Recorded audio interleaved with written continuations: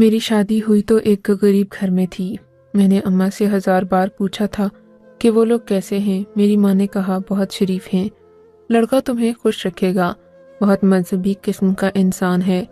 हमने छानबीन कर तुम्हारी शादी करनी थी, सो हमने इतनी तहकीक कर ली है कि वो तुम्हें खुश रखेगा, अच्छा कमाता है। हालांकि बच्चों को कुरान पाक पढ़ाता है लेकिन लाखों में कमाता है। मैं अम्मा की बात पर हैरान बहुत हुई थी कि अगर बच्चों को कुरान पाक पढ़ाता है तो फिर लाखों में कैसे कमाता होगा, क्योंकि अमूमन मैंने देखा कि इमाम मस्जिद या बच्चों को कुरान पाक पढ़ाने वाले लोगों की तनख्वाहें बहुत कम होती हैं, लेकिन मेरे शौहर यानी होने वाले शौहर की तनख्वाह बहुत ज़्यादा थी। इस बात ने मुझे काफ़ी मुतासिर किया था, लेकिन अब मेरे जहन में मुख्तलिफ किस्म के ख्यालात आ रहे थे। अलबत्ता शादी के दिन करीब आए तो मेरी अम्मा कुछ ज़्यादा ही परेशान लगने लगी।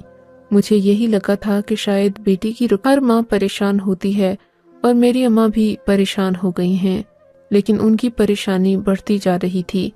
अब ऐसा लगता था कि वो मुझसे बात भी नहीं करना चाहती बल्कि खुद में ही गुम रहती हैं। खैर अरसा गुजरता रहा, यहाँ तक कि मेरी शादी के दिन करीब आ गए और इतने करीब आ गए कि अब मेरी अम्मा से बातचीत भी नहीं होती थी। मुझे तो लगता था घर में मेरी माँ है ही नहीं, माँ की परेशानी मेरी समझ में ना आती। वो बस मेरी तरफ हसरत से देखती, उनकी आंखों में आंसू होते। लगता था जैसे वो मुझे कोई बात बताना चाहती हैं पर बता नहीं पाती थीं। हर बात वो मेरे पास आकर रुक जाती थीं, बस उनके मुंह से अल्फाज अदा होते होते रह जाते थे। मैंने भी उनसे पूछना छोड़ दिया था कि उन्हें क्या परेशानी है। मेरी शादी का दिन आया तो अम्मा फूट फूट कर रो रही थीं। लगता था कि उन्हें मेरे जाने के गम के अलावा कोई और गम भी सता रहा है। खैर अब मैं इन बातों पर ज्यादा ध्यान तो नहीं दे सकती थी। काफी वक्त गुजर चुका था। दूल्हा मेरे बारात लेकर घर की दहलीज पर खड़ा था। मैं उन सोचों में थी जिनमें मेरी माँ ने मुझे डाला था। मैं रुखसत होकर अपने शौहर के घर आ गई। मेरे शौहर के साथ मेरी शादी न हुई, बस जैसे कोई बहुत बड़ी अनहोनी हो गई। सब लोग मुझे बड़ी अजीब नज़रों से देख रहे थे।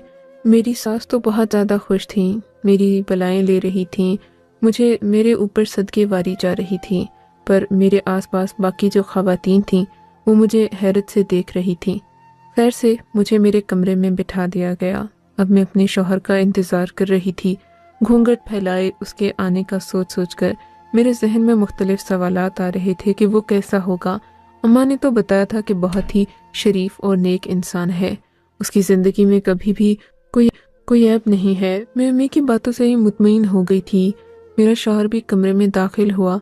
आते ही उसने मुझे देखे बगैर माशाल्लाह कहा। मुझे हैरत हुई, मैं तो घूंघट में थी। उसने मेरा चेहरा देखे बगैर ही माशाल्लाह कैसे कह दिया। मेरे शौहर ने मेरा घूंघट उठाकर बहुत ही खूबसूरत बातें बोली और कहा, मुझे तुमसे मोहब्बत है, लेकिन एक बात तो मानने वाली है कि तुम मुझसे बहुत ज़्यादा खूबसूरत हो। अपने शौहर की बहकी बहकी बातें सुनकर मुझे लगा जैसे कि उसने शराब पी रखी हो, पर ऐसा कैसे हो सकता था, वो तो एक मजहबी इंसान था। मेरे शौहर ने कहा कि ये सब मैं बातें तुमसे मजाक में कर रहा हूँ। अब मैं तुम्हें एक बहुत कीमती तोहफा दूंगा, उस तोहफे को देखकर तुम यकीनन पागल हो जाओगी। सच बताऊं तो मुझे अपने शौहर से कुछ ज़्यादा की उम्मीद नहीं थी, क्योंकि जाहिर है वो एक गरीब इंसान था और उसके पास ज़्यादा दौलत भी नहीं थी। मैंने अपने शौहर से किसी कीमती तोहफे की उम्मीद नहीं की थी, लेकिन इंतहा उस वक्त न रही जब मेरे शौहर ने अलमारी खोली, एक सुर्ख रंग का मखमली डिब्बा लाकर मेरे सामने रखा। मैंने देखा उस डिब्बे में बहुत कीमती जेवर और हीरे मोती थे। उसने एक एक करके वो सब मोती मेरे सामने ढेर कर दिए। ये क्या है? मैंने फटी फटी आंखों से उसकी तरफ देखा। मुझे असली और नकली हीरे जवाहरात की पहचान थी। ये तुम्हारी खूबसूरती के लिए एक छोटा सा नजराना। मुझे तुमसे मोहब्बत है, अब मैं क्या इतना भी नहीं कर सकता?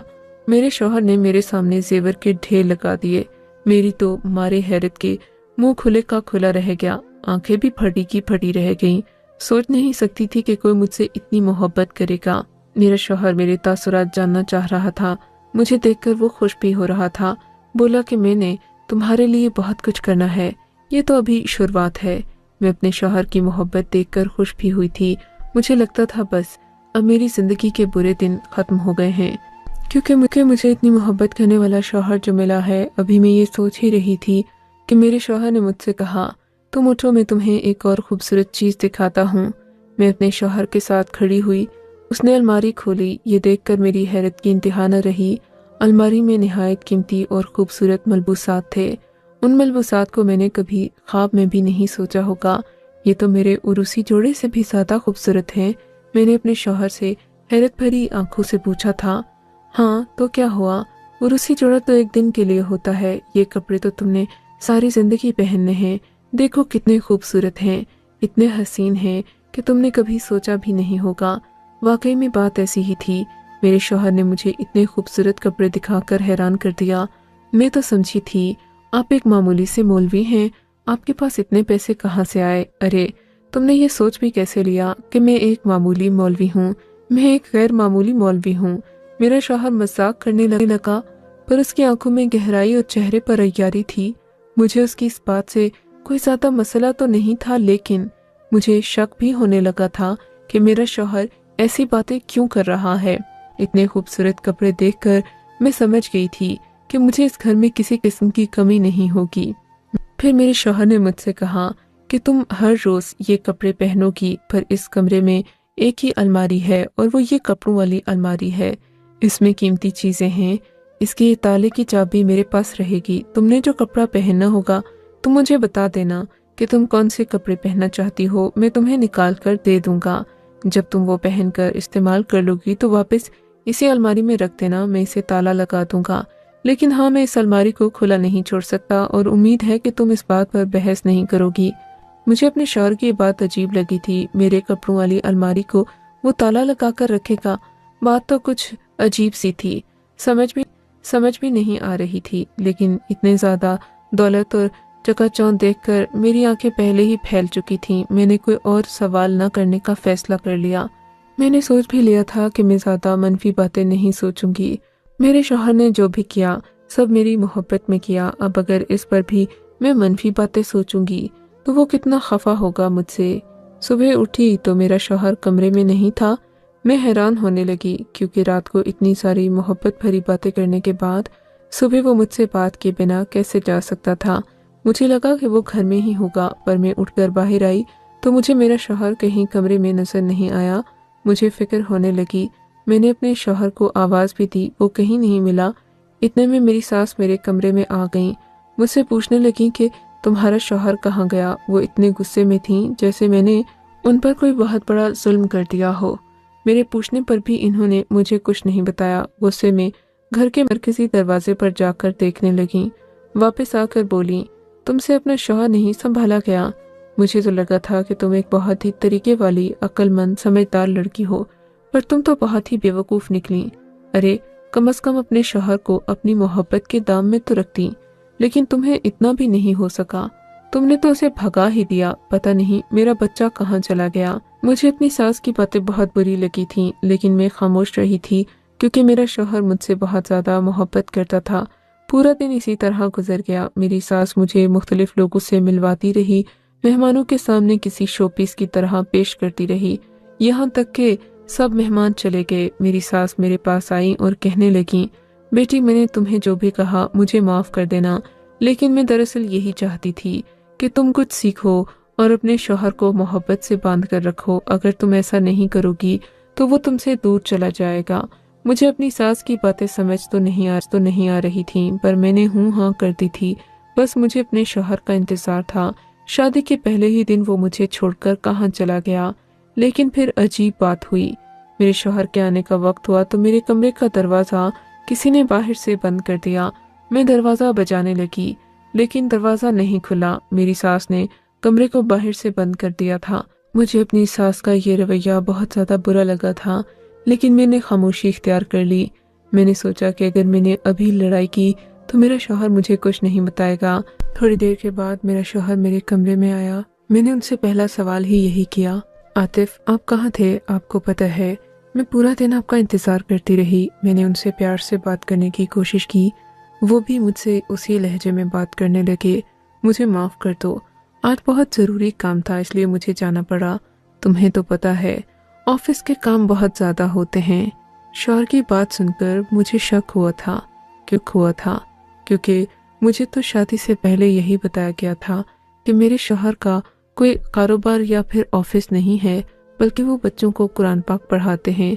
अच्छा, आप ऑफिस में बच्चों को पढ़ाते हैं? मेरी बात सुनकर वो चौकन्ना हो गया। मेरा मतलब कि मैं मस्जिद में गया था। तुम्हें तो पता है मेरे अब मस्जिद के अलावा भी बहुत सारे काम होते हैं। मेरी जिंदगी में जिम्मेदारियां आ गई हैं। तुम हो, हमारी आने वाली जिंदगी है, तो मुझे कोई ना कोई हाथ पांव तो मारने ही पड़ेंगे ना। बस उसी सिलसिले में कारोबारी मीटिंग करने गया था। मेरे शौहर की बात सुनकर मैं खामोश हो गई थी। मुतमईन तो नहीं थी, लेकिन फिर भी मैंने वक्ती यकीन कर लिया था।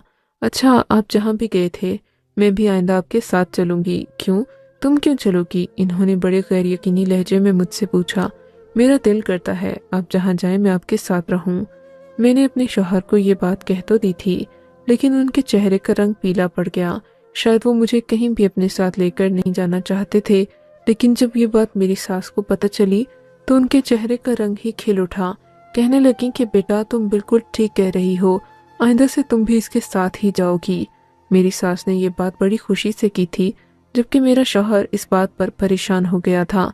मैं उठकर पानी पीने के लिए गई तो सास शौहर से कहने लगी, देखा बेटा, मैंने कहा था ना कि तुम्हारी बीवी आकर तुम्हें काबू कर लेगी, सीधे रास्ते पर लगा देगी। तुम मेरी नहीं सुनते थे। अब देखना कि ये तुम्हारे साथ क्या करती है। मैं वापस आई तो मेरी सास खामोश हो गई। वो जो बात कर रही थी वो बात वहीं पर रह गई थी। मैं समझ गई थी कि कुछ न कुछ ऐसा हुआ है। मैं देख रही थी कि मेरा शौहर बहुत ज्यादा बेचैन था। फिर उनके जाने का वक्त हो गया। मुझसे कहने लगे, एक बार फिर सोच लो, क्या तुम मेरे साथ वाकई में चलना चाहती हो? मैंने हाँ में सर हिला दिया। मेरी सास भी मेरा भरपूर साथ दे रही थी। इन्होंने तो मुझे साफ कह दिया था कि मेरे बेटे को अकेला नहीं छोड़ना, इसे संभाल कर रखना। अब अपनी सास की बातें मेरी समझ में तो नहीं आई थी, लेकिन मैं उन पर अमल कर रही थी। मेरे शौहर ने मुझे बड़ी ठंडी आंखों से देखा। फिर हम लोग गाड़ी में बैठे और हम लोग एक दूर दराज जगह पर पहुंच गए। ये जगह इससे पहले मैंने नहीं देखी थी। एक बड़ा सा घर था। घर के अंदर बहुत सारे कमरे बने हुए थे। मेरा शौहर मुझे एक कमरे में ले गया। ये आप कहाँ आए हैं? क्या यहाँ पर आपका ऑफिस है? हाँ, है तो सही। मेरे शौहर ने अपना कोट उतारकर कुर्सी पर रखते हुए कहा था। अच्छा ठीक है, लेकिन आप यहाँ क्या काम करते हैं? मैंने कुछ सोचकर पूछा। अरे, तुम सिर्फ सवाल जवाब ही करोगी या फिर चांदनी के हाथ का कोई शरबत पियोगी? मेरे शौहर ने अजीब मकाराना नजरों से मेरी तरफ देखकर कहा, चांदनी कौन है? यहाँ की असिस्टेंट है, थोड़ी देर में चाय लेकर आती होगी। और फिर ऐसा ही हुआ।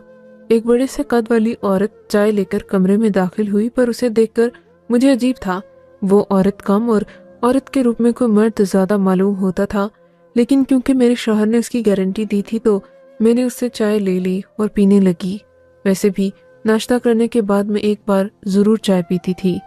चाय पीते हुए मुझे एहसास हुआ कि मेरे जहन पर गुनूदगी छा रही है। मुझे तो इतनी जल्दी नींद नहीं आती थी, लेकिन आज आ रही थी। और फिर देखते ही देखते मेरा सर एक तरफ को ढलक गया। मुझे लगा कि मेरा जहन तारीकियों में डूब रहा है और मैं लाख चाहने के बावजूद भी होश में नहीं रह पा रही। उसके बाद खुदा जाने कितना वक्त गुजर गया। जब मेरी आंख खुली तो रात का वक्त था और ऐसा लग रहा था जैसे सदियां गुजर गई हूं। कमरे में काला अंधेरा था। मैं खौफ से पागल हो गई। मैंने उठकर हल्की सी चीख मारी थी। मुझे बहुत अजीब लग रहा था। मैं जिस घर में थी मैं इसे जानती नहीं थी, यहाँ के लोगों से वाकिफ नहीं थी। मेरा शौहर कहाँ गया? मेरे जहन में बेशुमार सवालात आने लगे, पास नहीं थे। तभी कमरे में कोई दाखिल हुआ और कमरे में रोशनी हो गई। मैंने देखा वही औरत खड़ी थी। मेरी जान में जान आई। आप कौन हैं और मैं यहाँ क्यों हूँ? मेरे सवाल पर उसने जवाब दिया कि मेरा शौहर थोड़ी देर में आता ही होगा, मुझे इंतजार करना पड़ेगा। मैं चुप होकर वहीं पर बैठी रह गई, लेकिन वक्त क्या हो रहा था ये मुझे नहीं पता था। थोड़ी देर के बाद कमरे का दरवाजा खुला और फिर वापस बंद हो गया। दूसरी बार मेरा शौहर कमरे में दाखिल हुआ। वो बहुत थका हुआ लग रहा था, लेकिन उसके हाथ में काले रंग का शॉपर था।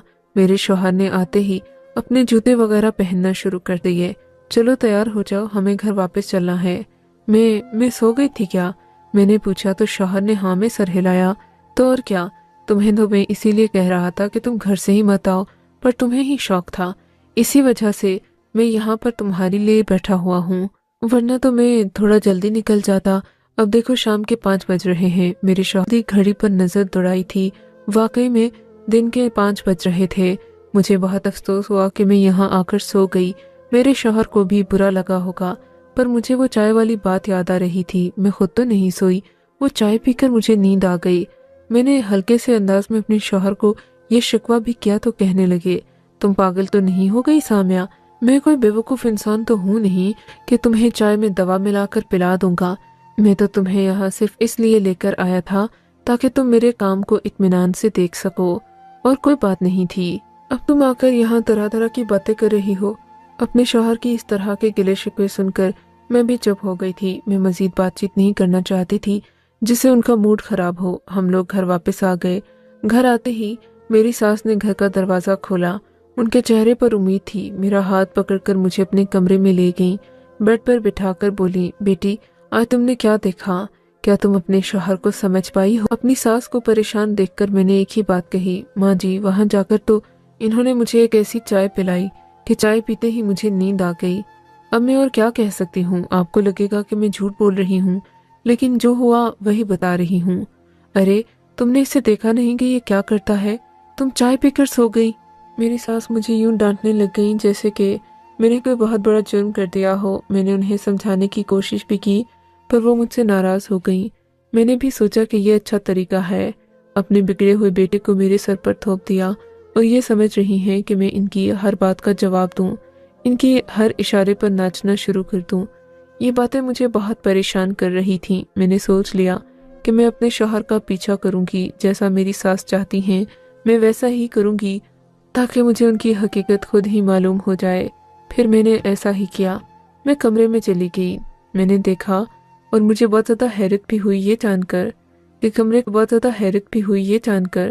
कि कमरे का दरवाज़ा तो मेरे शौहर मौसूफ ने बंद कर रखा था। मुझे बुरा लगा। मैंने दरवाजे पर दस्तक दी। इन्होंने दरवाज़ा खोला।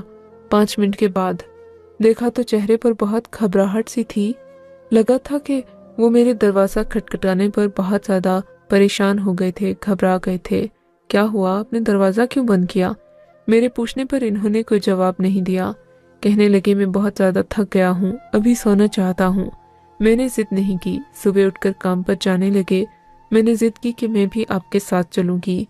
मेरे शौहर को कल वाली बात याद थी। इन्होंने यही सोचा कि चाय पिलाकर मैं इसे सुला दूंगा और फिर मेरी हकीकत यूं ही खुफिया रह जाएगी। तुम क्या करोगी चलकर? मेरे शौहर ने मुझसे सरसरी सा सवाल किया। वही जो आप करते हैं, आपके बच्चों को कुरान पाक पढ़ाऊंगी। अच्छा ठीक है, ज़्यादा बातें मत करो, जाकर गाड़ी में बैठो। इन्होंने बेजार। थोड़ी देर के बाद मेरा शौहर घर से बाहर आ गया। लगता था कि उनकी माँ से उनकी लड़ाई हुई है, क्योंकि चेहरे पर परेशानी के आसार थे। मैंने उन्हें देखकर भी कुछ नहीं कहा। अजीब सा चेहरा बनाए वो गाड़ी में बैठ गए थे। हम लोग उसी जगह पर चले गए जहाँ पर इससे पहले मेरा शौहर मुझे लेकर जा चुका था। हम लोग वहाँ पहुँचे तो मेरे शौहर ने हमेशा की तरह चांदनी नाम की उस औरत को बुलाया। उसने चाय लाई, मेरे सामने रखी, लेकिन मैंने चाय पीने का नाटक ही किया। चाय पी नहीं। वैसे भी मेरे शौहर की नज़रें कहीं और थीं। सामने मौजूद बेड के नीचे मैं उस चाय को गिरा चुकी थी। मेरे शौहर ने बेफिक्री से अपना वही कोट पहना और वहां से चला गया। मैं कहाँ रुकने वाली थी। मैंने थोड़ी देर नाटक करने के बाद कमरे से उठकर अपने शौहर का पीछा करना शुरू कर दिया, और फिर जो मंजर मुझे देखने को मिला वो मेरे होश उड़ाने को काफी था। सोच भी नहीं सकती थी कि मेरा शौहर इस कदर गिर जाएगा। मैंने अपनी जिंदगी में ऐसा शख्स नहीं देखा था जो इतना बड़ा झूठ बोले और अपनी बीवी को ही नहीं, अपने घर वालों को भी और पूरे मुआशरे को बेवकूफ़ बनाए। मेरे सामने मेरे शौहर ने जनाना किस्म का लिबास पहना और उन बाकी ख्वाजा सराओं के साथ शामिल हो गया जो वहाँ पहले से खड़े थे।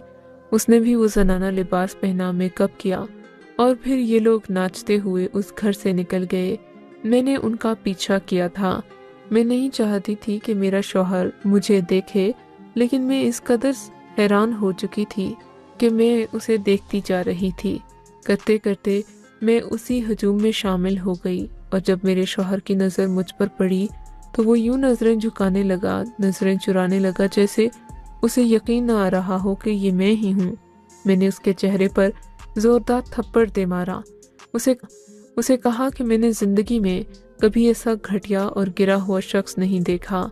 उसने मुझसे माफ़ी मांगी कि वो ये सब कुछ मुझे खुश करने के लिए कर रहा था, क्योंकि उसकी आमदन बहुत कम है। मुझे अपने शौहर पर बहुत अफसोस हुआ, लेकिन क्योंकि उसने ये दावा किया था कि वो ये सब मेरे लिए कर रहा है, मैंने कह दिया कि या तो मुझे तलाक दे दो या फिर ये सारे काम छोड़ दो। बाकी सब लोगों ने भी मेरे शौहर की हकीकत को देखा था, इसीलिए वो इस शादी पर हैरान थे। पर शुक्र है कि मेरे शौहर ने